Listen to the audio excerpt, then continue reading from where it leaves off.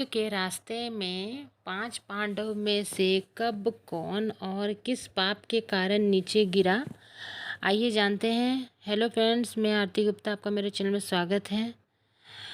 महाभारत की युद्ध की समाप्ति के बाद सभी पांडव सशरीर स्वर्ग गए थे।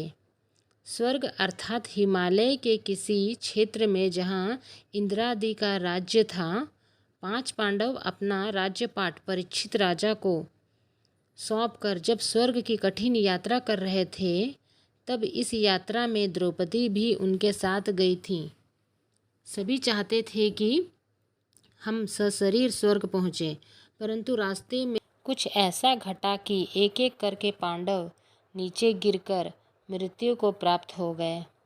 यात्रा के दौरान जब पांडव बद्रीनाथ पहुँचे और वहाँ से आगे बढ़े तो सरस्वती नदी के उद्गम स्थल पर नदी को पार करना द्रौपदी के लिए कष्टकर हो गया। ऐसे समय में भीम ने एक बड़ा सा चट्टान उठाकर नदी के बीच में डाल दिया। द्रौपदी ने इस चट्टान पर चलकर सरस्वती नदी को पार किया था। कहते हैं कि माणा गांव में सरस्वती के उद्गम पर आज भी इस चट्टान को देखा जा सकता है। इसे वर्तमान में भीम पुल कहा जाता है। हालांकि महाभारत की कथा अनुसार 5 पांडव, द्रौपदी तथा एक कुत्ता आगे चलने लगे। एक जगह द्रौपदी लड़खड़ा कर गिर पड़ी। द्रौपदी को गिरा देख भीम ने युधिष्ठिर से पूछा कि द्रौपदी ने कभी कोई पाप नहीं किया, तो फिर क्या कारण था जो वो नीचे गिर पड़ी। युधिष्ठिर ने कहा, द्रौपदी हम सभी में अर्जुन को अधिक प्रेम करती थी, इसीलिए उसके साथ ऐसा हुआ। ऐसा कहकर युधिष्ठिर द्रौपदी को देखे बिना ही आगे बढ़ गए। जनश्रुति के अनुसार स्वर्ग यात्रा के दौरान द्रौपदी भीम का सहारा लेकर चलने लगी, लेकिन द्रौपदी भी ज़्यादा दूर नहीं चल पाई और वो गिरने लगी। ऐसे समय में भीम ने द्रौपदी को संभाला।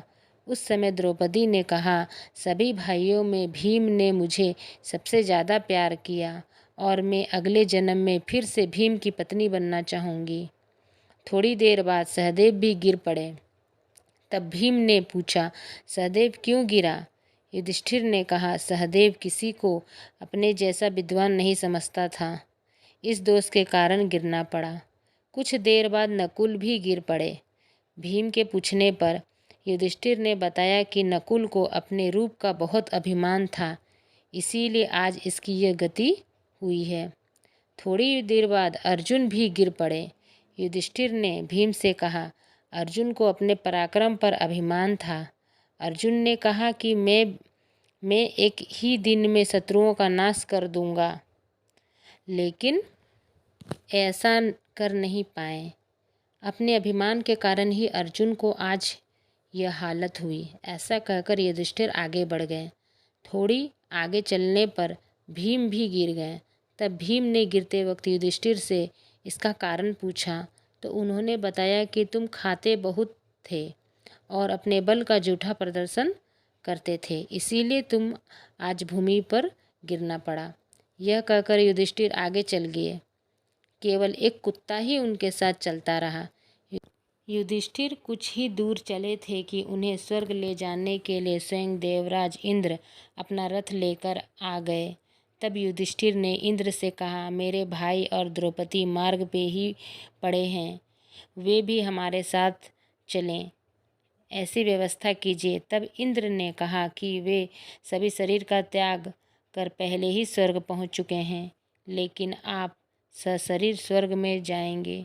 इंद्र की बात सुनकर युधिष्ठिर ने कहा कि यह कुत्ता भी मेरे साथ जाएगा, लेकिन इंद्र ने ऐसा करने से मना कर दिया।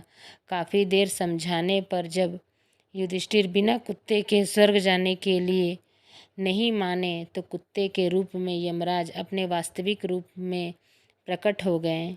युधिष्ठिर को अपना धर्म में स्थित देख यमराज बहुत खुश हुए। इसके बाद इंद्र और युधिष्ठिर रथ में बैठाकर स्वर्ग की ओर निकल पड़ा।